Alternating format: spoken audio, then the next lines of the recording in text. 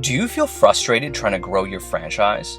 Are you having trouble balancing your consumer and franchise development marketing? Do you wish there was an easier way? Imagine if you had a proven roadmap to take your franchise's marketing from costing you to making you money. That's why we've created the Franchise Growth Blueprint. We walk you through the exact same process that we use to run franchise marketing campaigns for our clients at scale that has resulted in triple-digit growth. This blueprint isn't for anyone. It's not for people just starting a franchise. It's not for franchises without long-term goals. This is for franchises that want to scale up their marketing in a predictable and profitable way using a proven roadmap. If you want to sell more franchises, keep your current franchisees happy, and learn from people who have already done it, go to franchisegrowthblueprint.com and sign up today. That's franchisegrowthblueprint.com. Hello, everyone. Welcome to another episode of the Franchise Marketing Podcast. Today, I have Jonathan Weathington from Shuckin Shack Seafood franchise. Jonathan, welcome to the show. Thanks, man. Thanks for having me. You've had a lot of really cool and esteemed people on here. Happy to be in great company. Appreciate that. Yeah, totally. I'm excited to have you on. So for our listeners who haven't heard of you and your franchise, what do you do? So I would guess no one's heard of me and few people have heard of our franchise. So we started our first location, Shuckin Shack Oyster Bar. We serve oysters and cold beer, and that's pretty much the name of the game for us. If you like fresh food and cold beer, you're probably going to like us just fine. If you don't like those things, then what world are you living in? And we started our first location in 2007, really small, took off. 2010, second location, or started looking for a second location, opened one in 2012, looking for a third location in 2013. 2014, we started franchising, and it's kind of taken off from there. We're primarily based in the southeastern U.S., but are recently kind of reloading and looking at basically nationwide expansion, have a great operations and marketing team, and we're ready to take off. Nice. That's super exciting. So what was that light bulb moment for you when you decided to go down the franchising route? Sure. I think, I'm not a founder of the brand, but I was around the brand when it started. So I knew the founders very well. I was a partner with one of the founders in another business. And, seeing, I think, when something starts working on the customer end, it's very, for me, the light bulb moment, in watching it from an outsider's perspective and now being an insider, it's like when your initial goal is, I want to serve a great product, but most importantly, I want to make sure that my customers are totally satisfied. When you see it in one market, you think, oh, this is a microcosm. Like my mom is sitting right there. My dad is right there. Like that's Jim from down the street. Of course they're going to like it. They know me, or they're going to pretend to like it. Well, then you see it work in another location. So you've got other proof, and you may not know as many people sitting at the bar, but you know a couple of folks because they've been around when you were building the building. The light bulb moment for me happened um, whenever our clientele grew and grew and grew. And all of a sudden, it didn't have to be a situation in which we knew people that were coming into the restaurant. These were total strangers from all over, certainly North Carolina, but all over the US that were coming and echoing the same things that our friends and family were telling us. So, that kind of backing and that kind of confirmation, I think, was a light bulb moment for the founders. And then me as an outsider at the time, certainly a light bulb moment for me. I mean, I love the product to begin with. So it's an easy sell. It's always easy to pursue something when you love it to begin with. Totally. So I think you come from, well, you have a very interesting perspective. As you know, you're not one of the founders. So as you said, you had that outside perspective, and now you have that inside perspective. So what were some of the biggest learnings coming into a somewhat developed but emerging franchise? Yeah, I think that, there's a couple of things that for me, my work history, I've worked anywhere from banking to, having my own tutoring business to working for really big. I used to work for VF, which is the largest clothing manufacturer in the world. And so like, I got to see a lot of different levels of business. And coming in from the outside and understanding exactly where things were headed, in which and where you have a really marquee product or service. And I've always been a believer that if you've got a really marquee product or service, then that communication of that through marketing and then in turn operational consistency is very, very important. So coming in from the outside, trying to take that, we serve great food and we want to give a great experience, and then say, okay, how can we make that qualitative thing into a quantitative thing? And how can we, first and foremost, get it down on paper? Let's get our ops manual right. Let's get our marketing plans in order. Let's talk about where we want to go, most importantly, because we want to make sure that our supply chain is behind us. So I was able to use some of my previous knowledge and how that worked, and then put it into play on the front end, where working with the founders, where at the time it was primarily a small business, and saying, how can we repeat this? That was kind of my initial goal. Very cool. Very cool. So, what are some of the biggest learnings that you and the team have had throughout this franchising process and growth?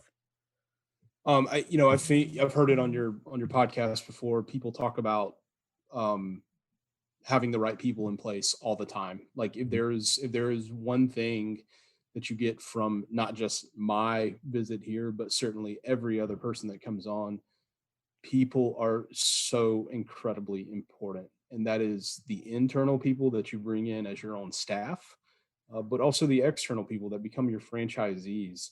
You know, I'll be honest, turning down checks on the front end of deals is really hard, especially when you are a developing franchise. You may need that franchise fee in order to pay the rent on your office. You may need that franchise fee to pay yourself that month. And so looking at the front end and making sure that, being of the mindset of, I'm not going to take a check just to increase my bank account. I really need to focus on who's writing that check is so incredibly critical. And, don't feel bad if you made that mistake. We've made that mistake.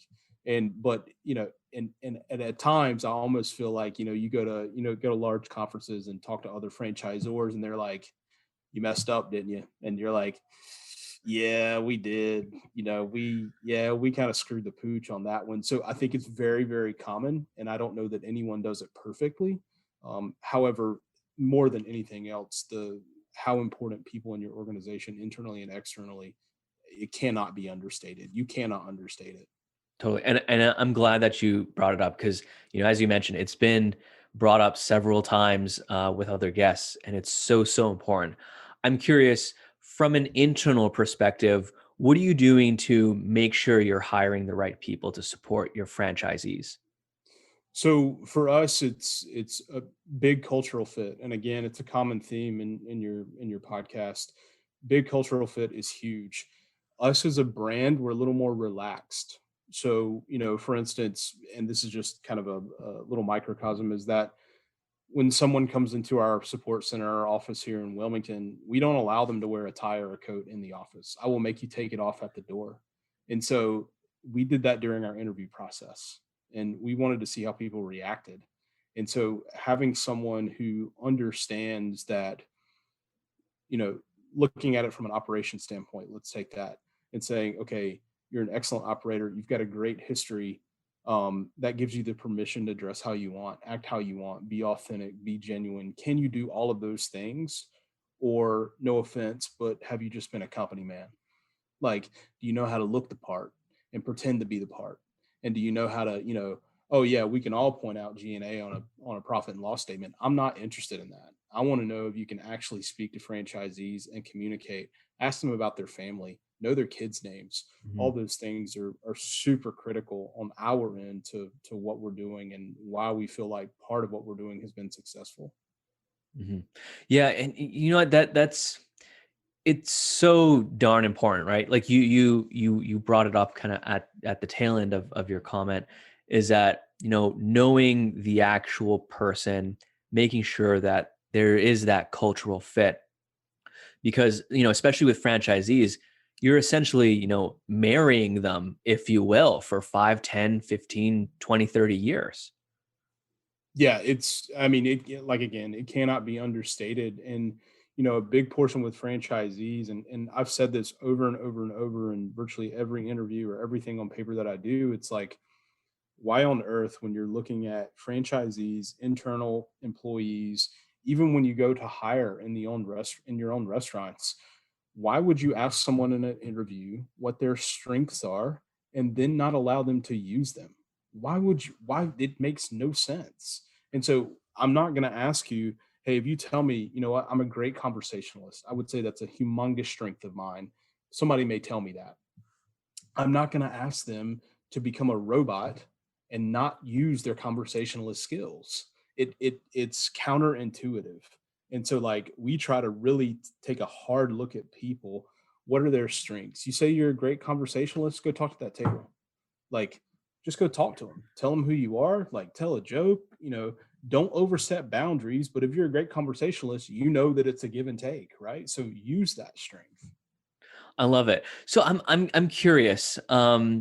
Because of this, I'm going to call it flexibility that you give, internally to employees at the head office and to franchisees.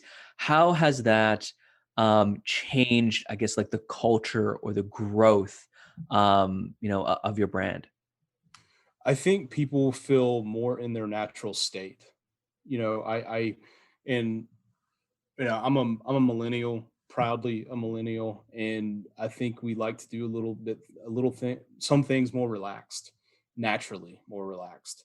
And I think over time, like when you're doing a site visit and you spend more than an hour there, somebody in the very first IFA that I went to, I attended a symposium on site visits, and one person, I cannot recall who it was, said, do not do Seagull site visits. And a Seagull site visit is you swoop in, you shit all over everything, and then you swoop out.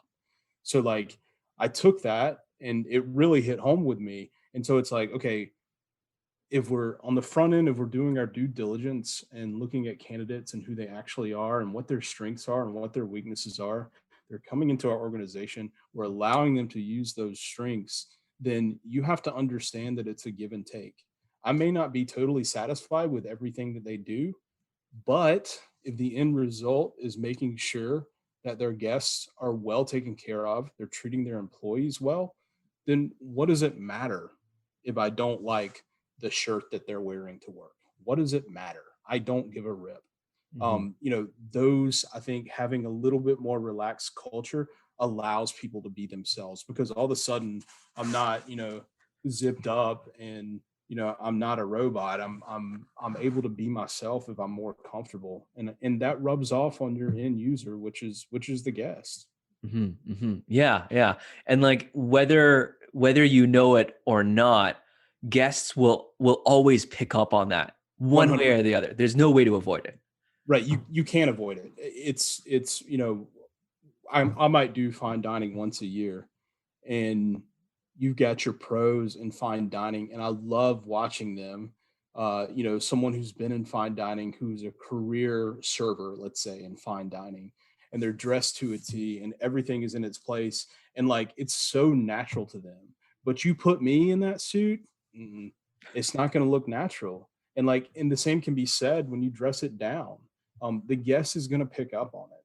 The 100%, regardless of age, regardless of work history, someone's going to know when you don't feel comfortable. You Mhm. People are generally pretty smart about those things. Totally. So I've never heard the term, seagull site visits before. I absolutely love that. I'm gonna steal it. I hope you don't mind. No, I Um, stole it from somebody else, and I wish I know who said it. so tell me a bit more about preventing seagull site visits. I want to know more about this. We'll get right back to the show, but do you feel frustrated trying to grow your franchise? Are you having trouble balancing your consumer and franchise development marketing? Do you wish there was an easier way? Imagine if you had a roadmap to take your franchise's marketing from costing you to making you money. That's why we've created the Franchise Growth Blueprint. To find out more, visit franchisegrowthblueprint.com. That's franchisegrowthblueprint.com. Now back to today's episode. Yeah, so in the early days when we were a much smaller group, I was primarily the person doing the site visits, and admittedly so, I would plan a visit and I would go in and visit a location for a couple of hours. And man, I was back on the road because I had to go to another location. Now we kind of make it into our COO, Bill Bartlett, who came from Hard Rock Cafe in Planet Hollywood. We don't even really call them like site visits anymore. We call them operational excellence visits. And basically what we're looking for, the end goal is to make sure that people are taken care of. And so we're far more focused on, does the food look good? Do the servers, are they actually having conversation with people, or are they on their phones sitting in the server station not doing anything? um, does the place feel welcoming? Is the music right? Is the temperature right? Is the lighting right? Would you want to sit here for an hour and drink a few beers and watch a sports game? If the answer is no, then correct it. And it's that simple. And so, yeah, we have to do, all HACCP procedures, all PPE, especially with COVID. We do all of those things. We make sure all of those things, and all of those things are important. Don't get me wrong. However, at the end of the day, if our goal is to get the guests to return, they are not going to return because there's no dust on your kitchen rail. They don't care. They don't even see it. They're going to return because the conversation was great, the experience was great, the food was dynamite, and it's consistent. That's what you're after. And so we're really we're trying to quantify qualitative things, which it can be very difficult, but it's totally doable. Yeah, and you bring up a great thing, like actually focusing on what matters from the customer's perspective. That's exactly right.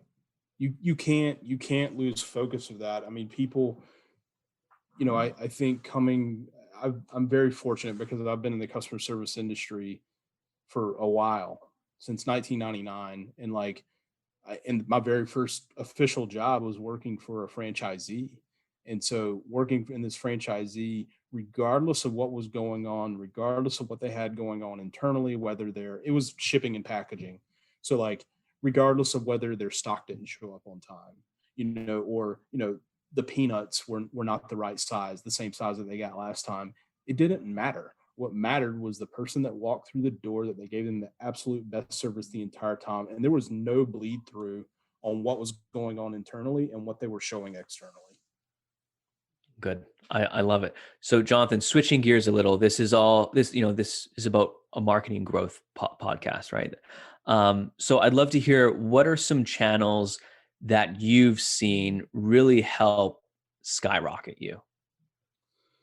So, first and foremost, I think that, social media is great, obviously. Social media, Facebook, Instagram, Twitter, videos on YouTube, showing real stuff is very, very important. I still am a humongous believer in the channel of people, in that, look, man, it's great that you get your brand out there, and we can drive people to your restaurant. Like we're really good at that. We can do social media posts. We can, we can boost those posts. We can geofence. We can geo-target. We can look at psychographics. We can do all of that. But none of it matters. If they walk in your door and have a bad experience, they're not coming back, period. And so you've got to start at the granular level, at the store level, at the location level, to make sure that when those people come in, they'll know 30 seconds into a visit that they're going to come back again. And what you're doing the rest of that visit being there is just reinforcing that, making sure they're having a great time. So we spend an inordinate amount of time more on what happens when the customer gets in, rather than the customer acquisition point, because that customer acquisition portion happens exponentially, right? So and people have quantified it now, so it's net promoter score. So if I have a great net promoter score, they're going to tell someone, which means there's an 80% chance that if they tell 4 people, there's an 80% chance 2 people are going to visit. So that's fine. But let's talk about what you're actually doing. Like, why are they coming back? And let's really, really, really hone in on those things. Mm-hmm. I love the focus on retention, because it extends the lifetime value of a customer. It creates almost a multiplier effect on everything. I love it. I absolutely love it. Yeah, and it's a sales technique, right? So I was in sales, and and I was in sales training, and a big portion of that was teaching folks who were selling to say, look, yes, if you believe in your product, then people are going to buy it, right? So But what you want to do is and I was in retail. And so what you want to do is to get people to believe in you. That's what you want. You want people to believe in you, because on the way to where you are, there's 4 other places they could stop and buy a product that may be similar to what you're selling. However, if you have that trusted advisor role and you have that one-to-one role with that customer, they're going to come to see you. And all of a sudden, $100 turns into $10,000 over the life of that customer. And that puts more money in your pocket. You can feed your kids, you can go on vacation. Like, it is so incredibly important to focus on that long-term life of the customer. And I think people miss that boat often because they say, oh, I don't give a rip.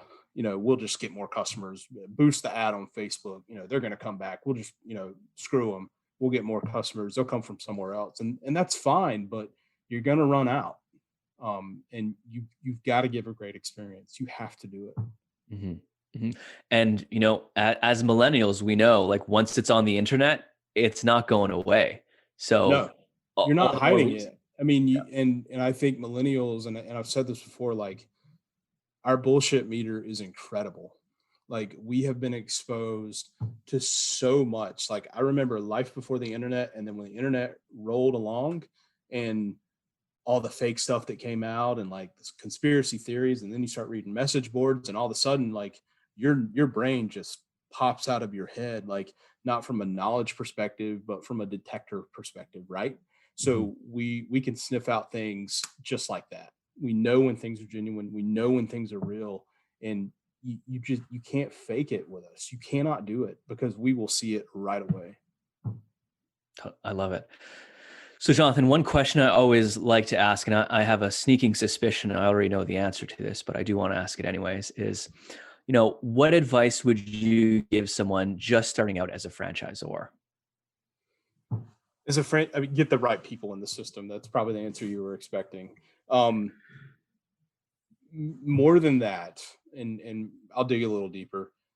You have to be truly galvanized and in love with what you're doing. You have to be. And you have got to dig really, really deep and figure out how you're going to impart knowledge on other people coming into your system. And when you do that, you've got to be completely open book about it. You can't say, this is, Jim Bob's Bike Shop. We're the new franchise. We love bikes. It can't be that. You've got to tell stories. I love bikes because it's a memory I have riding bikes with my dad. Like, you've got to really, really hone in on, like, your passion, your love, your desire, and you've got to tell those stories. Like, there's a part of it that has to be anecdotal, right? So you've got to make sure that communication is straightforward and direct, and show your passion, more importantly, because, like, in today, I mean, the market is so competitive. And if you're opening a taco franchise, big rip. It's ground beef and tortillas and cheese. Like, big rip. Why do you love tacos? Like, you love tacos because your abuela used to make them for you when you were a kid, and you had this great experience, and all of a sudden there's a story behind it. And figuring out how you're going to communicate that is going to be incredibly, incredibly important, especially with the first people that you bring into your system. That ubiquity has to continue through them, and they have to be promoters of that as well. They have to be speaking just as you're speaking when they're bringing in customers and when they're validating you in bringing in new franchisees. Yeah. You know what? Storytelling, I personally feel, is so underrated, not just in the franchise space, but in marketing in general. I know, like, I used to work on the sales side as well. And I know, there was this adage of people don't buy because of logic, they buy because of emotion. And that storytelling elicits that emotion. Yeah, 100%. I mean, and at Shuckin Shack, for instance, one of our things, the brand connection for me is very easy, because I saw it when it started, but even beyond that, I grew up near the coast, and whenever my family would take a vacation to the coast, and I remember maybe 5 times growing up as a kid where my mom had a humongous family, 7 brothers and sisters. And so, like, when they would come, so all my aunts and uncles were there, their kids, their kids' kids. There's like 60 people sharing a beach house meant for 25 people, right? So like we're jacked in there. We don't go out to eat because you can't spend $6,000 a night going out to eat. So like we go to the seafood market, we get seafood, we steam it up, and we pour it out on tables underneath the patio. Like I'm getting goosebumps right now talking about it. Like, because I've been there. Like I'm a little chubby kid. I've got my shirt off. Like there's my Uncle Larry. He's drinking a Budweiser. Like, and everybody's just digging in. And so that storytelling portion of it resonates with a lot of people because you may not have that same experience, but as I tell that story, you can imagine yourself there. Totally. I love it. So Jonathan, we are coming near the end of the episode. And as you know, we end it all with lightning rounds, just some fast-paced questions. Are you ready? Sure. Yeah. All right. So first question is, what is your favorite tool or app that you cannot live without? Google Calendar. Yeah. I'm the same way. If it's not on the calendar, it's not happening. That's right. Next question is, what is your favorite book? Favorite book ever is Into Thin Air by Jon Krakauer. Ooh, I'll have to check that out. I haven't heard of that one. Next one is, who is a franchise leader that you look up to? Oh gosh. There's so many. I mean, I'll mention Tarek from Edible Arrangements. He's been so kind to me. See him at IFA, even though we're not in a similar space, he's just so kind. We've talked on the phone several times and has just been a great advisor, just stand-up guy. Awesome. Jonathan, last question, I promise. Where can people find out more about you and your franchise? theshuckinshack.com. No G. theshuckinshack.com. Awesome. Jonathan, thank you so much for coming on the podcast. I really appreciate it. You dropped a ton of knowledge bombs. Yep. Thanks, Jordan. Appreciate it, man. No problem. Bye for now. Thank you so much for listening to this episode of the Franchise Marketing Podcast. If you found this episode useful, share it with a friend and subscribe now so you don't miss out on any upcoming episodes. And until then, happy marketing.